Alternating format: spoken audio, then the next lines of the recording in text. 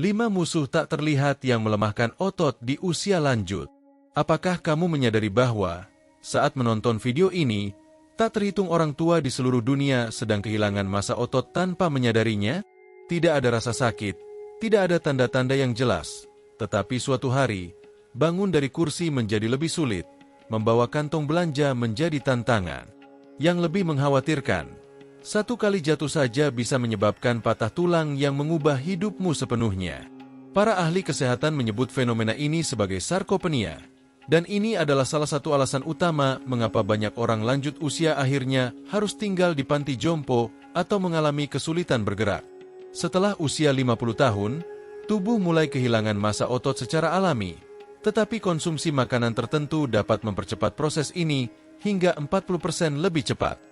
Yang lebih mengkhawatirkan, beberapa makanan terlihat sehat dan bahkan sering dimasukkan dalam berbagai jenis diet. Kamu mungkin mengonsumsinya setiap hari tanpa menyadari bahaya yang ditimbulkannya. Yang jarang disebutkan adalah bahwa makanan-makanan ini secara perlahan merusak kemampuan otot untuk pulih, yang akhirnya menyebabkan kelemahan. Penelitian terbaru telah mengidentifikasi penyebab utamanya, dan dalam video ini, aku akan mengungkap 5 makanan paling berbahaya yang mempercepat hilangnya massa otot pada orang tua. Kamu akan terkejut mengetahui bahwa di antaranya ada satu jenis buah dan satu sayuran yang kemungkinan besar sering kamu konsumsi. Makanan nomor 5, roti putih dan tepung olahan. Produk berbahan dasar tepung olahan, seperti roti putih, pasta, biskuit, dan makanan serupa lainnya, mungkin terlihat tidak berbahaya. Namun, kenyataannya, makanan-makanan ini adalah ancaman utama bagi kesehatan otot pada orang tua. Mengapa makanan ini berbahaya? Karena tepung olahan hampir tidak mengandung serat, protein, atau nutrisi penting lainnya. Yang tersisa hanyalah pati dan gula yang mudah diserap tubuh. Saat dikonsumsi, makanan ini dengan cepat diubah menjadi glukosa, yang menyebabkan lonjakan gula darah secara tiba-tiba dan meningkatkan produksi insulin. Naik turunnya kadar gula darah secara terus-menerus dapat memicu peradangan dalam tubuh, suatu kondisi yang mempercepat kehilangan massa otot dari waktu ke waktu. Namun, itu belum semuanya. Untuk mempertahankan massa otot, tubuh memerlukan protein berkualitas tinggi serta keseimbangan hormon yang tepat. Sayangnya, kelebihan konsumsi tepung olahan dapat mengganggu produksi insulin, yang pada akhirnya menghambat penyerapan asam amino esensial ke dalam otot. Roti putih juga mendorong penumpukan lemak daripada pembentukan otot. Saat kamu mengonsumsi tepung olahan dalam jumlah berlebihan, tubuh memasuki proses metabolisme yang menyimpan lebih banyak lemak dan mengurangi massa otot. Ini terjadi karena kadar insulin yang terus-menerus tinggi mencegah tubuh menggunakan lemak sebagai sumber energi, menciptakan siklus kenaikan berat badan dan hilangnya kekuatan otot. Penelitian telah menunjukkan bahwa pola makan tinggi karbohidrat olahan dapat menyebabkan resistensi insulin, kondisi di mana sel-sel tubuh tidak merespons insulin dengan baik. Hal ini tidak hanya meningkatkan risiko diabetes tipe 2, tetapi juga berkaitan erat dengan sarkopenia. Apa yang harus dilakukan? Jika kamu tidak bisa membayangkan hidup tanpa roti atau pasta, kamu tidak perlu menghilangkannya sepenuhnya. Namun, kamu bisa memilih alternatif yang lebih sehat. Gantilah roti putih dengan roti gandum utuh 100% atau roti rie. Pilih pasta gandum utuh, pasta berbahan dasar kacang-kacangan, atau quinoa sebagai pengganti pasta olahan. Selain itu, tambahkan lebih banyak protein dan lemak sehat dalam makananmu untuk membantu menjaga kestabilan kadar gula darah. Perubahan kecil ini bisa memberikan dampak besar dalam mempertahankan massa otot dan meningkatkan vitalitas harianmu. Namun, ada sesuatu yang lebih mengejutkan. Ada satu buah yang sering dianggap sepenuhnya sehat, tetapi secara diam-diam bisa mempercepat hilangnya massa otot. Meskipun terdengar tidak masuk akal, mengonsumsi buah ini secara berlebihan bisa sama berbahayanya dengan roti putih dan gula rafinasi. Makanan nomor 4, jus jeruk dan buah-buahan tinggi fruktosa. Saat kamu membayangkan sarapan yang sehat, apa yang muncul di pikiranmu? Kemungkinan besar, kamu membayangkan segelas jus jeruk segar. Sejak kecil, kita diajarkan bahwa jus jeruk kaya akan vitamin C, baik untuk sistem kekebalan tubuh, dan karena alami, tidak mungkin berdampak buruk bagi kesehatan. Namun, Ada fakta yang jarang dibicarakan. Jus jeruk adalah salah satu minuman terburuk bagi kesehatan otot orang lanjut usia. Dan yang lebih penting untuk dipahami, bukan hanya jus jeruk, tetapi semua jus buah yang telah dipisahkan dari serat alaminya. Sebelum kita lanjut, jangan lupa like video ini jika kamu menyukainya, dan subscribe ke channel ini untuk mendapatkan tips terbaik tentang cara menarik kelimpahan dan kesejahteraan dalam hidupmu. Mari kita lanjutkan. Mengapa jus buah bisa merusak ototmu? Meningkatkan kadar gula darah dengan cepat tanpa manfaat nyata. Jus jeruk, serta jus buah lainnya seperti apel atau anggur, mengandung fruktosa dalam jumlah tinggi, yaitu sejenis gula yang diproses oleh hati dengan cara yang berbeda dari glukosa. Ketika kamu minum segelas jus jeruk, tubuhmu menerima dosis besar fruktosa cair tanpa serat, yang seharusnya ada dalam buah utuh. Ini menyebabkan lonjakan gula darah secara tiba-tiba, diikuti dengan penurunan cepat yang bisa membuatmu merasa lelah dan lemah. Meningkatkan peradangan dalam tubuh. Penelitian menunjukkan bahwa asupan fruktosa yang tinggi berkaitan dengan peningkatan tingkat peradangan dalam tubuh. Peradangan ini, meskipun tidak selalu terasa, menghambat kemampuan tubuh untuk memperbaiki dan mempertahankan jaringan otot. Memicu resistensi insulin dan risiko diabetes tipe 2. Ketika dikonsumsi dalam jumlah besar, fruktosa diubah menjadi lemak di hati, yang dalam jangka panjang dapat menyebabkan resistensi insulin dan meningkatkan risiko diabetes tipe 2. Resistensi ini tidak hanya berbahaya bagi kesehatan secara keseluruhan, tetapi juga mengganggu kemampuan otot untuk menyerap nutrisi penting yang diperlukan untuk regenerasi dan penguatan. Menipu otak dan meningkatkan rasa lapar. Berbeda dengan jenis gula lainnya, fruktosa tidak memberikan sinyal kenyang ke otak. Akibatnya, setelah minum jus jeruk, kamu mungkin masih merasa lapar, yang bisa membuatmu makan lebih banyak karbohidrat dan makanan yang kurang bernutrisi. Apakah buah utuh juga memiliki efek yang sama? Tidak. Mengonsumsi jeruk utuh tidak sama dengan minum segelas jus. Saat kamu makan buah utuh, kamu mendapatkan serat, yang memperlambat penyerapan gula ke dalam darah dan membantu menjaga tingkat energi tetap stabil. Kuncinya ada pada serat. Saat kamu mengonsumsi buah dalam bentuk utuh, serat ini membantu mengontrol penyerapan gula alami, mencegah lonjakan gula darah secara tiba-tiba dan mengurangi dampak negatifnya terhadap otot. Jika kamu benar-benar menyukai rasa jus, pilihan terbaik adalah membuat smoothie alami yang tetap mengandung ampas dan serat dari buahnya. Selain itu, lebih baik memilih buah dengan kandungan fruktosa lebih rendah, seperti blackberry atau blueberry, serta mengutamakan air atau infus herbal sebagai pilihan hidrasi daripada minum jus yang tinggi gula. Makanan nomor 3. Daging olahan, musuh tersembunyi bagi otot. Sekarang, ada sesuatu yang lebih mengejutkan. Ada satu makanan yang banyak orang konsumsi setiap hari karena dianggap sebagai sumber protein yang baik, tetapi sebenarnya merupakan salah satu ancaman terbesar bagi massa otot.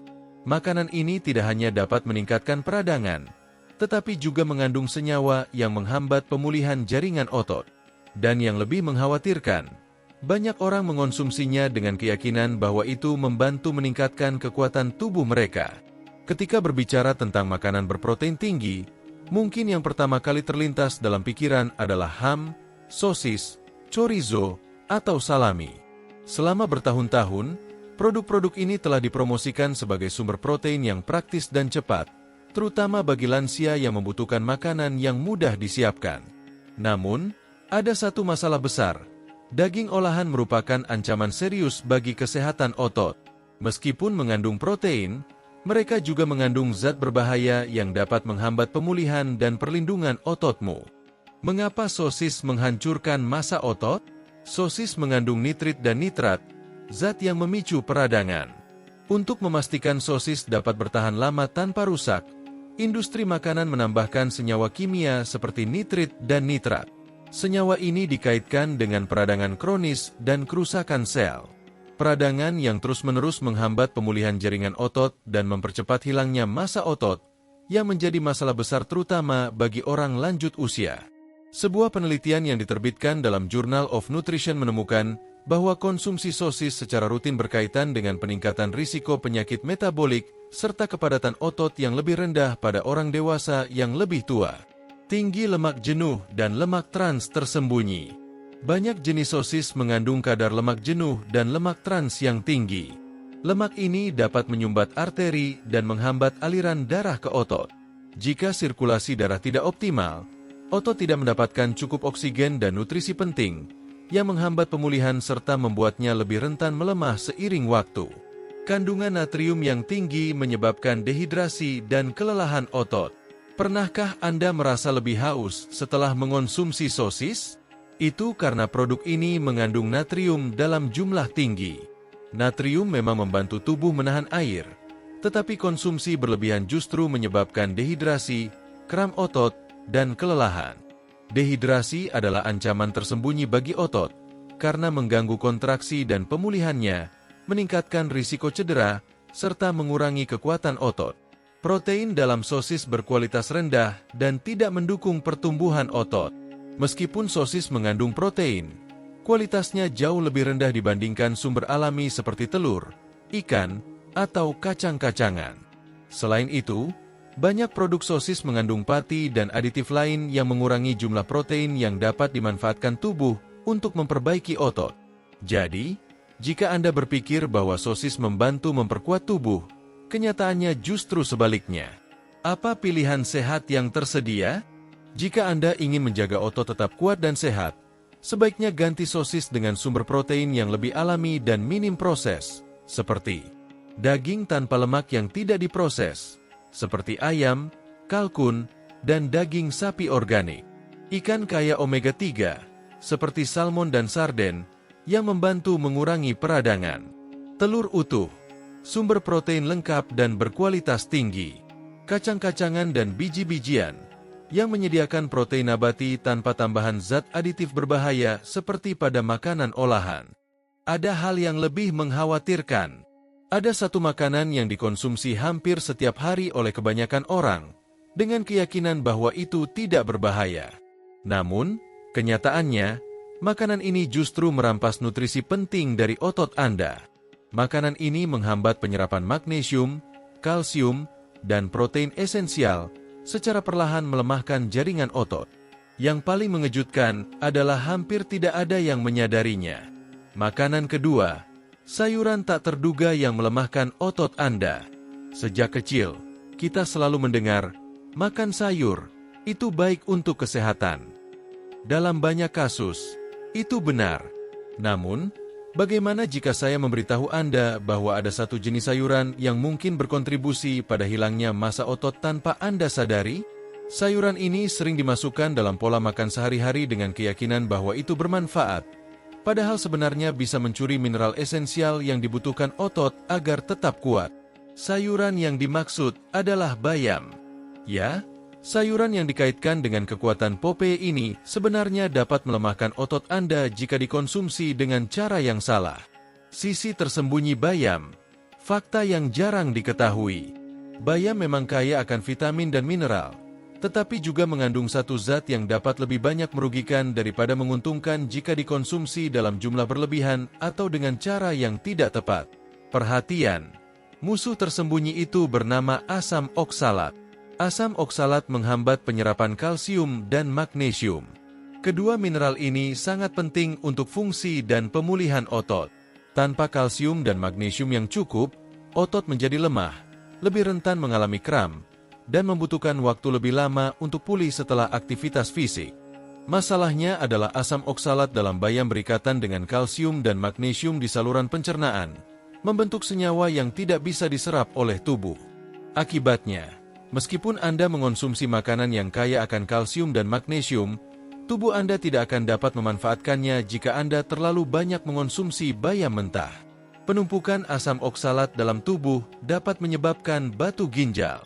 Kondisi ini sering terjadi pada orang yang lebih tua. Namun, kelebihan asam oksalat juga dapat mengganggu produksi ATP, molekul yang bertanggung jawab menyediakan energi bagi otot agar dapat bekerja dengan optimal. Dampaknya, lebih cepat merasa lelah, daya tahan tubuh berkurang, dan kesulitan untuk bergerak dengan gesit. Bayam mentah bisa menjadi masalah. Mengonsumsi bayam mentah dapat meningkatkan kadar asam oksalat dalam tubuh. Jika Anda sering menambahkannya ke dalam salad atau smoothie hijau setiap hari, tanpa disadari Anda mungkin sedang melemahkan kekuatan otot Anda. Apakah ini berarti Anda harus menghindari bayam? Sama sekali tidak. Yang terpenting adalah bagaimana Anda mengonsumsinya. Dengan memasaknya, kadar asam oksalat dalam bayam bisa berkurang hingga 40%, sehingga tubuh lebih mudah menyerap mineral esensialnya. Asam oksalat, cara menguranginya untuk memaksimalkan manfaatnya. Dengan memasak bayam sebentar dan membuang airnya, kandungan asam oksalatnya dapat dikurangi secara signifikan. Ini memungkinkan tubuh untuk menyerap nutrisinya tanpa merusak otot. Mengombinasikan bayam dengan makanan kaya kalsium, seperti biji wijen atau almond, dapat membantu mengurangi dampak negatifnya. Penting untuk tidak mengonsumsinya secara berlebihan. Jika Anda makan bayam dalam jumlah besar setiap hari, Anda mungkin secara tidak sadar menghambat penyerapan mineral penting yang dibutuhkan otot untuk berfungsi dengan baik. Sekarang Anda sudah tahu bahwa sayuran umum seperti bayam dapat memengaruhi kekuatan otot Anda. Namun, musuh tersembunyi berikutnya bahkan lebih mengkhawatirkan. Tidak hanya melemahkan otot, tetapi juga mempercepat penuaan tubuh Anda dan berpotensi merusak otak. Yang lebih mengejutkan lagi, makanan ini adalah bagian dari sebagian besar menu sarapan. Apakah Anda ingin tahu apa itu? Mari kita ungkap bersama. Makanan nomor 1. Konsumsi kopi berlebihan, musuh tersembunyi bagi otot Anda. Bagi banyak orang, hari tidak akan dimulai tanpa secangkir kopi. Ini adalah kebiasaan yang hampir sakral, sumber energi, dan kenikmatan kecil dalam rutinitas harian. Namun, bagaimana jika saya katakan bahwa konsumsi kopi yang berlebihan bisa melemahkan otot Anda tanpa Anda sadari? Ya, minuman yang Anda nikmati setiap hari ini dapat berkontribusi pada hilangnya massa otot seiring waktu. Yang paling mengkhawatirkan adalah efeknya tidak terjadi secara tiba-tiba atau langsung terlihat. Tidak ada rasa sakit atau tanda-tanda peringatan. Suatu hari, Anda hanya akan menyadari bahwa menaiki tangga terasa lebih sulit, kaki Anda kehilangan kekuatan, dan daya tahan tubuh Anda menurun. Mungkin konsumsi kopi yang berlebihan memiliki peran dalam hal ini. Meskipun kopi memiliki banyak manfaat jika dikonsumsi dalam jumlah sedang, terlalu banyak meminumnya dapat berdampak negatif pada kesehatan otot. Berikut adalah 3 alasan utama mengapa kopi berlebihan dapat merugikan otot Anda. Kopi berlebihan menguras kalsium dan magnesium dari otot. Kalsium dan magnesium adalah mineral penting untuk kontraksi dan pemulihan otot. Tanpa keduanya, otot akan melemah, kehilangan tonus, dan lebih rentan terhadap kram. Kafein memiliki efek diuretik, yang berarti tubuh akan membuang lebih banyak mineral ini melalui urin. Akibatnya, jika Anda minum kopi dalam jumlah besar tanpa mengganti mineral yang hilang, Anda mungkin kehilangan kekuatan otot secara bertahap tanpa menyadarinya. Meningkatkan produksi kortisol, hormon yang menghancurkan otot. Kopi merangsang produksi kortisol, hormon yang terkait dengan stres. Mengapa ini menjadi masalah? Kadar kortisol yang tinggi dapat merusak jaringan otot, mengurainya untuk digunakan sebagai sumber energi. Selain itu, kortisol juga menghambat produksi protein, yang berarti pemulihan dan pertumbuhan otot akan terhambat.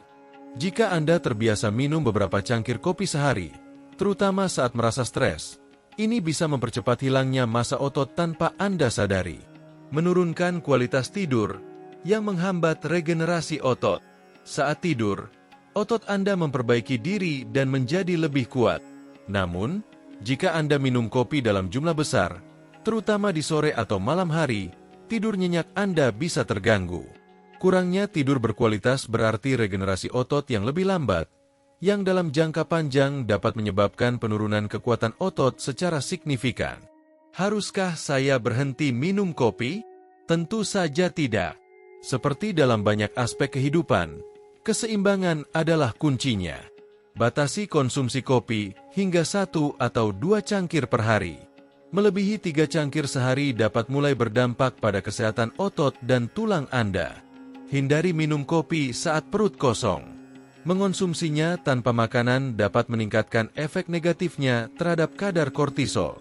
Sebaiknya jangan minum kopi setelah jam 2 siang, agar tubuh tetap dapat beristirahat dengan baik dan otot bisa pulih secara optimal.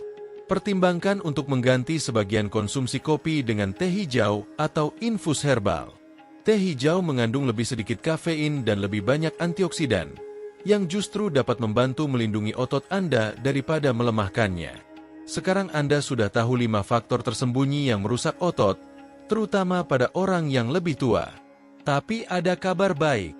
Jika selama ini Anda mengonsumsi makanan-makanan ini tanpa mengetahui dampak buruknya, Anda masih memiliki kesempatan untuk memperbaikinya. Tubuh manusia memiliki kemampuan luar biasa untuk beradaptasi. Dengan nutrisi yang tepat, Anda dapat memulihkan kekuatan otot Anda, bahkan di usia 60, 70, atau 80 tahun. Karena itu, setelah menonton video ini, saya sangat menyarankan Anda untuk menonton video kami yang lain berjudul Lansia. Makanan ini sangat penting untuk mencegah kehilangan massa otot. Di dalamnya, Anda akan menemukan informasi tentang nutrisi penting yang bisa menjadi kunci dalam menjaga massa otot dan mengembalikan vitalitas Anda. Silakan tulis komentar di bawah. Seberapa sering Anda mengonsumsi makanan-makanan ini? Mana yang paling mengejutkan Anda? Perubahan apa yang akan Anda lakukan dalam pola makan Anda mulai hari ini? Saya akan dengan senang hati membaca dan menjawab pertanyaan Anda. Sampai jumpa di video berikutnya. Semoga Anda selalu sehat dan penuh energi. Pernahkah Anda berhenti sejenak untuk memikirkan bagaimana kebiasaan sehari-hari kita memengaruhi kesehatan seiring bertambahnya usia? Bayangkan bangun suatu pagi dengan rasa sakit yang sudah tidak asing lagi di lutut, lalu menyadari bahwa mungkin tubuh Anda tidak lagi bekerja seperti dulu. Hal ini pernah terjadi pada kakek, dan pengalamannya dalam belajar menyesuaikan rutinitas jalan kakinya yang dicintainya dengan tubuh yang menua benar-benar menarik. Bergabunglah dengan kami saat kami menggali apa yang ia pelajari selama konsultasi medisnya dan membahas 2 aspek penting untuk menjaga kesehatan setelah usia 70 tahun, nyeri lutut dan pentingnya pergi ke dokter. Suatu pagi, kakek kembali merasakan sakit di lututnya, sehingga ia memutuskan untuk membatalkan jalan pagi dan pulang untuk beristirahat.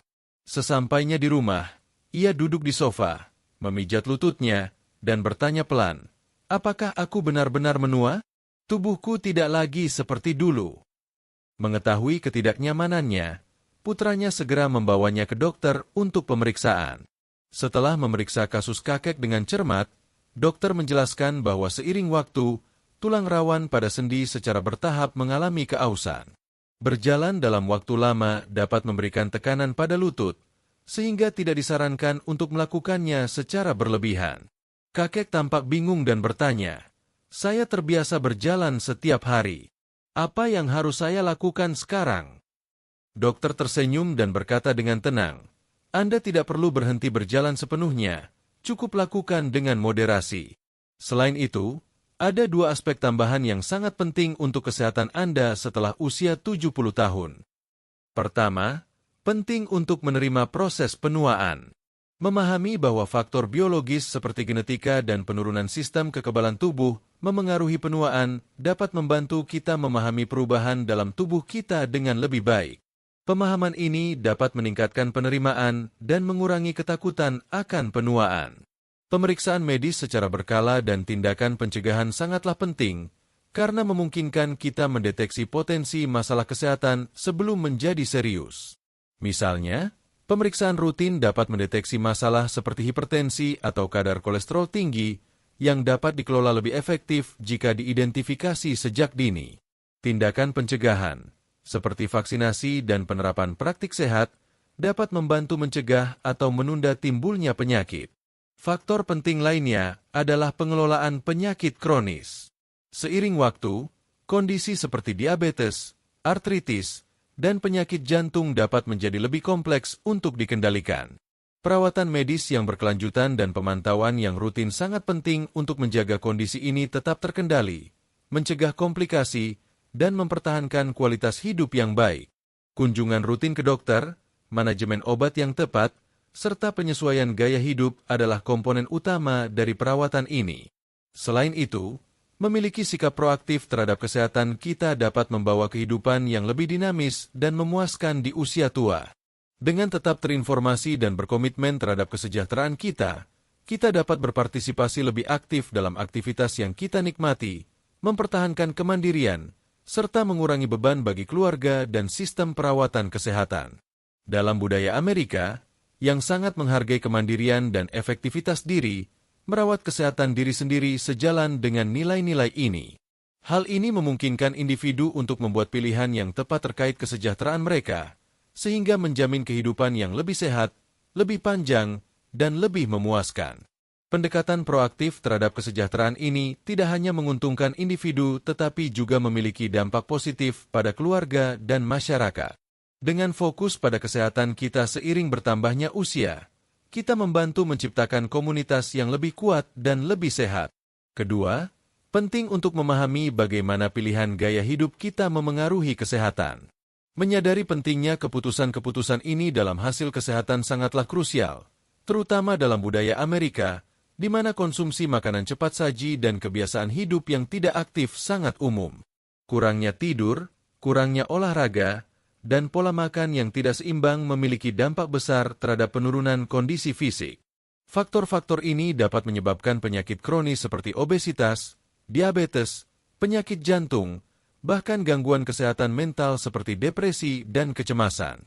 Ketika seseorang tidak mendapatkan tidur yang cukup, tubuh mereka tidak dapat memperbaiki dan memperbarui dirinya dengan baik, yang mengakibatkan sistem kekebalan yang lebih lemah dan peningkatan risiko penyakit.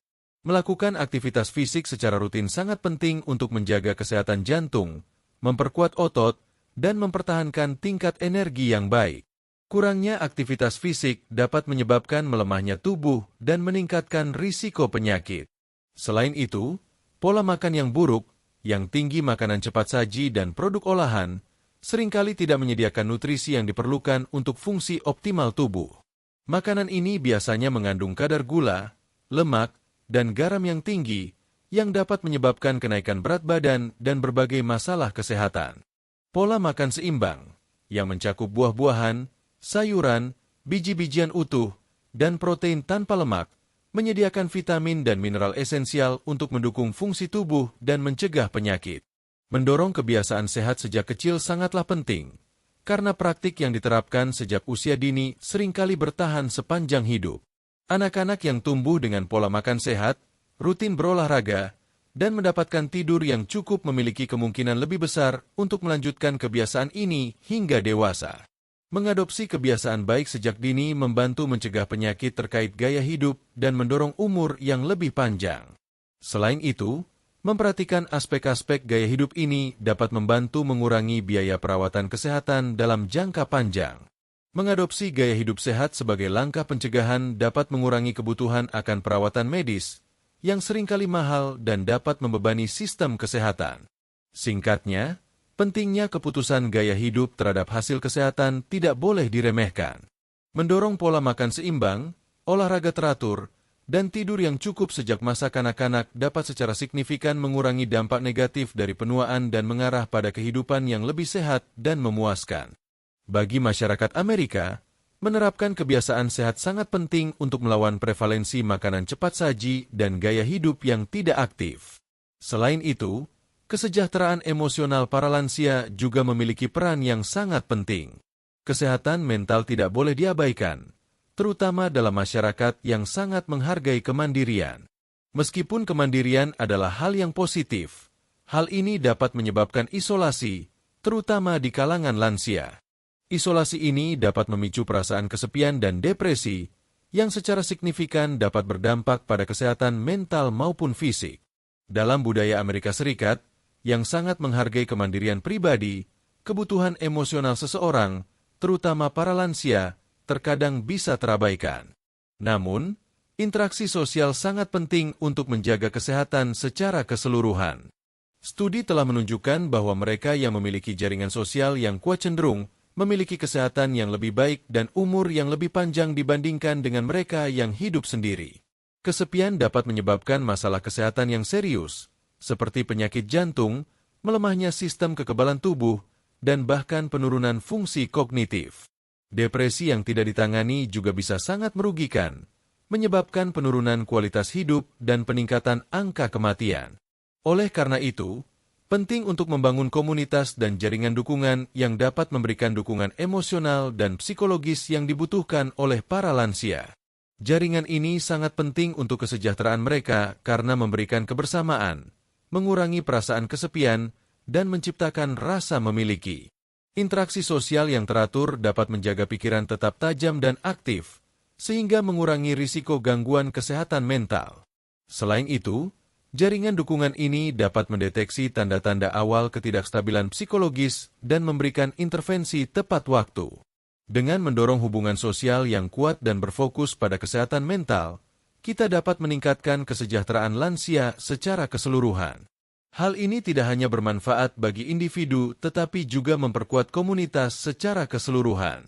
Ketika para lansia sehat dan bahagia, mereka dapat terus berkontribusi dengan kebijaksanaan dan pengalaman mereka untuk memperkaya kehidupan orang-orang di sekitar mereka. Faktor ekonomi dan kesehatan juga memainkan peran penting.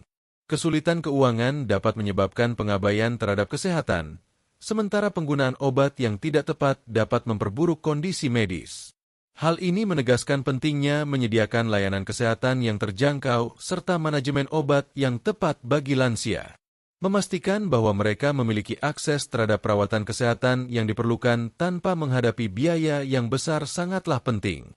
Singkatnya, memahami aspek-aspek ini sangat penting untuk mengadopsi strategi yang komprehensif dalam merawat lansia. Dengan mempertimbangkan faktor biologis, gaya hidup, psikologis, dan ekonomi, kita dapat meningkatkan kualitas hidup lansia, memungkinkan mereka untuk menua dengan martabat dan kesehatan yang lebih baik. Pendekatan menyeluruh ini tidak hanya menguntungkan para lansia, tetapi juga mengurangi beban pada sistem perawatan kesehatan. Selain itu, penting untuk menyoroti manfaat berjalan kaki bagi lansia. Berjalan kaki adalah salah satu bentuk olahraga yang paling sederhana namun sangat efektif, terutama bagi mereka yang sudah lanjut usia. Manfaatnya tidak boleh diabaikan. Mari kita telusuri lebih dalam mengapa berjalan kaki sangat penting bagi lansia. Pertama, berjalan kaki memiliki dampak besar pada kesehatan kardiovaskular. Seiring bertambahnya usia, risiko terkena penyakit jantung dan tekanan darah tinggi meningkat. Berjalan kaki membantu meningkatkan detak jantung secara bertahap, sehingga memperkuat kemampuan jantung dalam memompa darah. Oleh karena itu, berjalan secara teratur dapat mengurangi risiko penyakit jantung dan menjaga tekanan darah tetap stabil, menjadikannya aktivitas yang sangat penting untuk kesehatan jantung. Kedua, seiring waktu, kekuatan otot dan daya tahan tubuh cenderung menurun. Berjalan kaki adalah bentuk olahraga berdampak rendah yang secara efektif memperkuat otot-otot kaki dan punggung. Selain itu, berjalan kaki membantu pembentukan tulang dan meningkatkan kepadatan tulang, sehingga dapat mencegah osteoporosis. Dengan menjaga kekuatan otot dan kesehatan tulang, berjalan kaki memungkinkan lansia untuk mempertahankan mobilitas dan kemandiriannya lebih lama. Selain itu, berjalan kaki dapat meningkatkan sistem pencernaan. Aktivitas fisik membantu memperlancar pergerakan usus, sehingga memudahkan proses pencernaan makanan. Hal ini mengurangi risiko gangguan pencernaan yang umum terjadi pada lansia. Menjaga sistem pencernaan yang sehat sangat penting untuk kesehatan dan kesejahteraan secara keseluruhan. Berjalan kaki juga mengaktifkan metabolisme dan memperkuat sistem kekebalan tubuh. Penguatan ini sangat penting karena membantu mencegah dan melawan penyakit. Latihan rutin seperti berjalan kaki dapat mengurangi risiko penyakit kronis seperti diabetes, kolesterol tinggi, dan hipertensi. Dengan meningkatkan kesehatan metabolisme secara keseluruhan, berjalan kaki memungkinkan lansia untuk menjalani gaya hidup yang lebih sehat. Manfaat penting lainnya adalah peningkatan kualitas tidur. Berjalan kaki secara teratur dapat membantu mengatur ritme biologis dan meningkatkan tidur yang nyenyak. Tidur yang cukup sangat penting untuk memulihkan energi, meningkatkan daya ingat, dan menjaga keseimbangan emosional. Tidur yang berkualitas memungkinkan lansia merasa lebih segar dan siap menghadapi tantangan sehari-hari. Kesimpulannya, berjalan kaki menawarkan banyak manfaat kesehatan yang sangat penting bagi lansia. Ini meningkatkan kesehatan jantung, memperkuat otot dan tulang, membantu pencernaan, mempercepat metabolisme, dan meningkatkan kualitas tidur. Dengan memasukkan jalan kaki secara teratur dalam rutinitas harian mereka, para lansia dapat menikmati hidup yang lebih sehat, aktif, dan mandiri. Jika kisah-kisah ini menginspirasi dan memotivasi Anda untuk bertindak, silakan tulis komentar 9. Jika tidak, tulis komentar 0. Kami sangat menghargai pendapat Anda. Terima kasih atas waktu Anda. 4. Kurangi jumlah jalan kaki dan fokuskan perhatian pada dua aktivitas ini setelah usia 70 tahun. Berjalan kaki adalah latihan sederhana namun sangat efektif, terutama bagi lansia. Manfaat yang diberikannya tidak terhitung jumlahnya. Mari kita lihat mengapa berjalan kaki sangat penting bagi orang lanjut usia. 1. Pentingnya pola makan seimbang bagi kesehatan lansia. Menjaga pola makan yang seimbang sangat penting bagi lansia karena berbagai alasan. Seiring bertambahnya usia, fungsi tubuh dan metabolisme mengalami perubahan yang mempengaruhi kebutuhan nutrisi mereka. Memastikan pola makan yang tepat membantu memenuhi kebutuhan ini dan meningkatkan kesehatan serta kesejahteraan secara keseluruhan. Pertama, protein sangat penting bagi lansia karena berperan dalam menjaga massa otot, memperbaiki jaringan, dan memperkuat sistem kekebalan tubuh. Kekurangan protein dapat menyebabkan hilangnya massa otot, kelemahan, dan sistem kekebalan yang lemah. Oleh karena itu, disarankan untuk mengonsumsi lebih banyak sumber protein berkualitas tinggi, seperti ikan, ayam, telur, produk susu, dan makanan berbasis kedelai. Selain itu, vitamin dan mineral memiliki peran penting dalam nutrisi lansia. Sayuran segar, buah-buahan, dan biji-bijian utuh kaya akan nutrisi esensial yang mendukung berbagai fungsi tubuh. Misalnya, kalsium dan vitamin D sangat penting untuk kesehatan tulang, sementara vitamin C memperkuat sistem kekebalan tubuh. Pola makan yang kaya akan nutrisi ini dapat mencegah kekurangan yang dapat menyebabkan masalah kesehatan seperti osteoporosis dan infeksi. Lansia juga harus berhati-hati terhadap konsumsi garam, gula, dan lemak jenuh dalam makanan mereka. Konsumsi berlebihan dari bahan-bahan ini dapat meningkatkan risiko penyakit kronis seperti hipertensi, diabetes, dan gangguan jantung.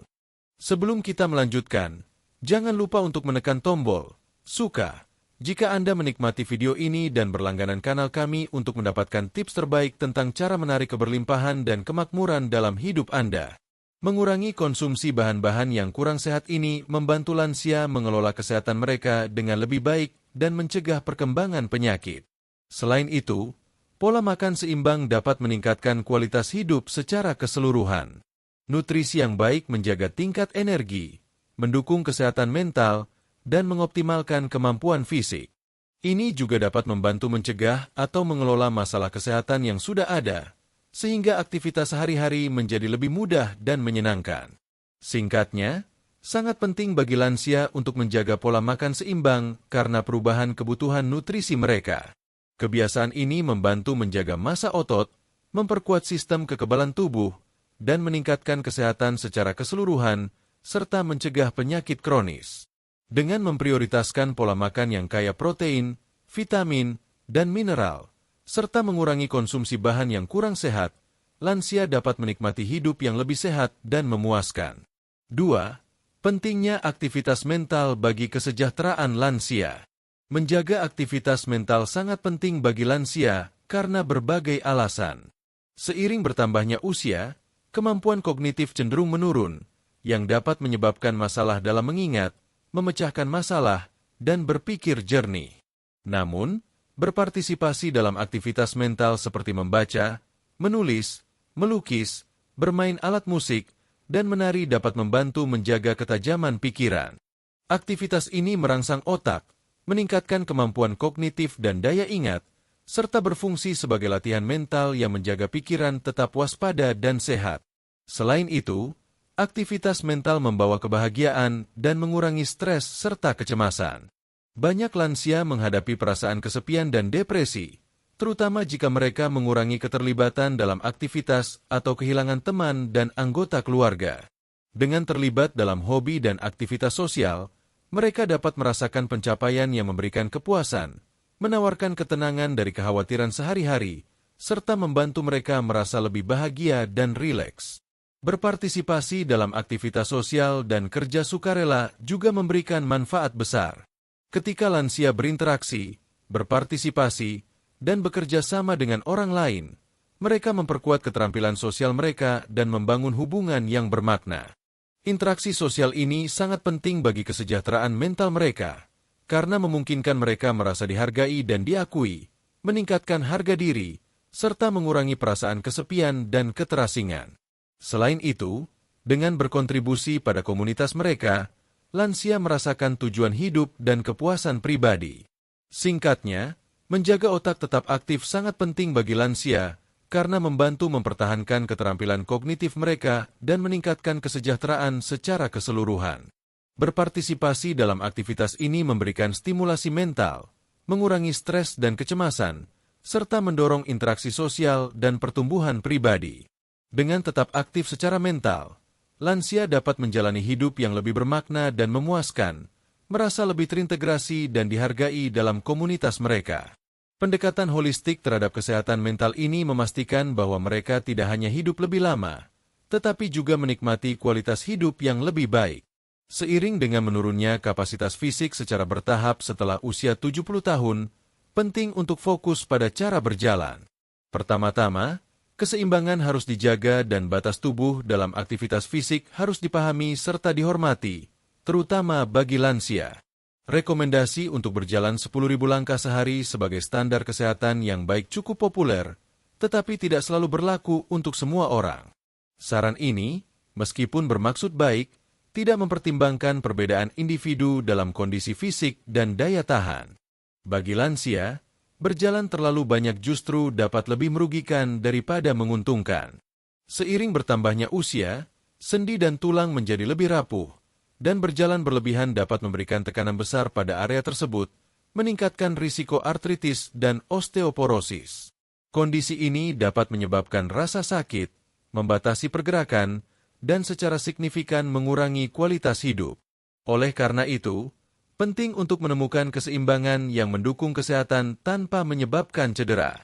Para ahli menyarankan bahwa target yang lebih realistis bagi lansia adalah berjalan antara 7.000 hingga 8.000 langkah per hari. Rentang ini dianggap cukup untuk memberikan manfaat aktivitas fisik, seperti kesehatan jantung yang lebih baik, suasana hati yang lebih positif, dan tingkat energi yang lebih tinggi tanpa membebani tubuh. Menyesuaikan target kebugaran sangat penting, karena apa yang berhasil untuk satu orang mungkin tidak efektif bagi orang lain, terutama seiring bertambahnya usia. Mendengarkan sinyal tubuh dan menyesuaikan tingkat aktivitas sesuai dengan kebutuhan individu membantu menjaga kesehatan dan kebugaran dalam jangka panjang. Selain itu, pendekatan yang lebih fleksibel terhadap olahraga dapat membantu mengurangi stigma atau rasa bersalah yang mungkin dirasakan beberapa lansia jika tidak mencapai target 10.000 langkah. Alih-alih merasa tertekan untuk memenuhi angka tertentu, mereka dapat fokus pada apa yang paling sesuai dengan kebutuhan mereka, yang mendorong gaya hidup aktif yang lebih positif dan berkelanjutan. Kesimpulannya, memahami bahwa kapasitas fisik bervariasi dari satu individu ke individu lainnya sangat penting untuk menjaga kesehatan dan kesejahteraan, terutama di usia lanjut. Dengan menyesuaikan tingkat aktivitas sesuai kebutuhan masing-masing, lansia dapat memperoleh manfaat dari olahraga tanpa membahayakan kesehatan mereka. 2. Postur yang benar saat berjalan. Menjaga postur yang baik saat berjalan sangatlah penting, terutama bagi lansia. Seiring bertambahnya usia, tubuh menjadi lebih rentan terhadap cedera dan berbagai masalah kesehatan. Mengadopsi postur yang benar saat berjalan dapat secara signifikan mengurangi risiko cedera sendi yang umum terjadi pada tahap kehidupan ini. Ketika lansia menjaga dada tetap tegak, kepala terangkat, dan menggunakan tangan saat berjalan, mereka mengaktifkan otot-otot secara lebih efektif yang meningkatkan keseimbangan dan koordinasi. Postur yang salah saat berjalan, seperti menaruh tangan di belakang punggung atau melangkah terlalu lebar, dapat menyebabkan berbagai masalah. Kebiasaan ini dapat memberikan tekanan berlebih pada sendi, terutama lutut dan pinggul, yang lebih rentan seiring bertambahnya usia. Tekanan ini dapat menyebabkan ketidaknyamanan dan meningkatkan risiko jatuh, yang merupakan masalah serius bagi lansia. Jatuh dapat menyebabkan cedera parah, seperti patah tulang, yang secara signifikan dapat mempengaruhi kualitas hidup dan mobilitas. Selain itu, menjaga postur yang benar sangat penting untuk memastikan keselarasan tulang belakang yang optimal. Tulang belakang yang sejajar dengan baik membantu mencegah nyeri punggung, yang umum terjadi pada usia lanjut.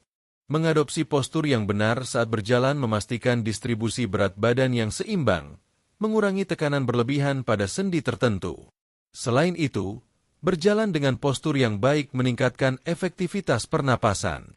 Dengan dada tegak dan kepala terangkat, paru-paru memiliki lebih banyak ruang untuk berkembang, sehingga meningkatkan penyerapan oksigen. Hal ini dapat meningkatkan daya tahan dan tingkat energi, membuat aktivitas sehari-hari lebih mudah dan menyenangkan. Selain itu, berjalan dengan postur yang benar dapat memberikan manfaat psikologis, seperti meningkatkan rasa percaya diri dan harga diri, karena menjaga tubuh tetap tegak biasanya membuat seseorang merasa lebih waspada dan optimis. Ini juga membantu meningkatkan kesehatan mental, yang sama pentingnya dengan kesejahteraan fisik.